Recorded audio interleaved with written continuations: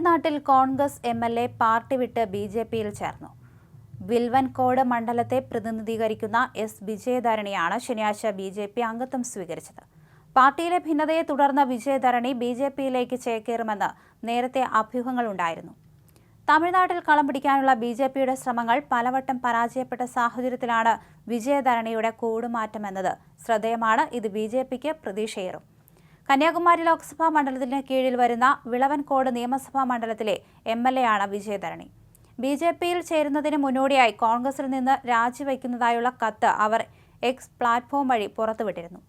ഡൽഹിയിൽ കേന്ദ്രമന്ത്രി എൽ മുരുകന്റെയും ലോക്സഭാ തെരഞ്ഞെടുപ്പിൽ തമിഴ്നാടിന്റെ ചുമതലയുള്ള പാർട്ടിയുടെ ദേശീയ സെക്രട്ടറി അരവിന്ദ് മേനോന്റെയും സാന്നിധ്യത്തിലാണ് അവർ ബിജെപിയുടെ അംഗത്വം സ്വീകരിച്ചത്. കന്യാകുമാരി ലോക്സഭാ മണ്ഡലത്തിന് കീഴിൽ വരുന്ന വിളവൻകോട് നിയമസഭാ മണ്ഡലത്തിലെ എംഎൽഎയാണ് വിജയധരണി. ബിജെപിയിൽ ചേരുന്നതിന് മുന്നോടിയായി കോൺഗ്രസിൽ നിന്ന് കേന്ദ്രത്തിന്റെ പല പദ്ധതികളും തമിഴ്നാട്ടിലെ കോൺഗ്രസ് DMK സർക്കാർ നടപ്പിലാക്കുന്നില്ലെന്നാണ് വിജയധരണിയുടെ നിലപാട്. അതേസമയം മോദിയെ ശക്തിപ്പെടുത്താൻ സമൂഹത്തിന്റെ വിവിധ തുറകളിൽ നിന്ന് അനേകം പേർ ഇനിയും പാർട്ടിയിൽ ചേരുമെന്ന് കേന്ദ്രമന്ത്രി മുരുകൻ അറിയിച്ചു. 2019 തെരഞ്ഞെടുപ്പ് 39 സീറ്റുകളുള്ള തമിഴ്നാട്ടിലെ ഒരു സീറ്റിൽ പോലും ജയിക്കാൻ ബിജെപിക്ക് സാധിച്ചിരുന്നില്ല.